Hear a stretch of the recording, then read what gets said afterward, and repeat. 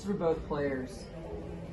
You lost to them in their second matchup in the regular season, and then they get the 1 seed. I know you have a ton of motivation coming into a championship. Was there more because it was this opponent? Definitely, yeah.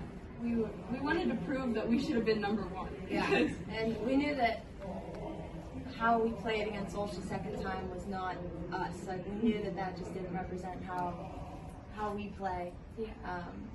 So we were excited to kind of make a statement, that wasn't us. This is us. Does that apply to you too, Coach? It's absolutely. Look, I knew, I've been at this way too long to know that we possibly were going to get the 2 seed because we lost the second time around and we lost to like opponents. They beat Rochester, we lost to Rochester, but I didn't have this kid in that game and nobody knows that. They don't keep track of that. We went to overtime without her. So I knew those 2 things could cause us to get the 2. But I was fine with it as long as we were on opposite sides of the bracket. But I did tell them today, make a statement, prove that you weren't the number 2. You talked about the full court press, of course, being a huge difference, especially in that second quarter where you outscored them 15-4. You forced 19 turnovers for the game. Has that just been a staple of your team for as long as you can remember, or is it more so something that you've installed in recent years for this group of players? Let them say it.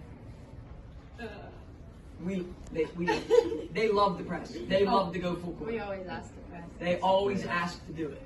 Especially traffic. Yeah. Yeah. So we want to do that. We want to make a statement. We want to force the pressure. We don't want the pressure applied to us. I said, and this is how I teach it.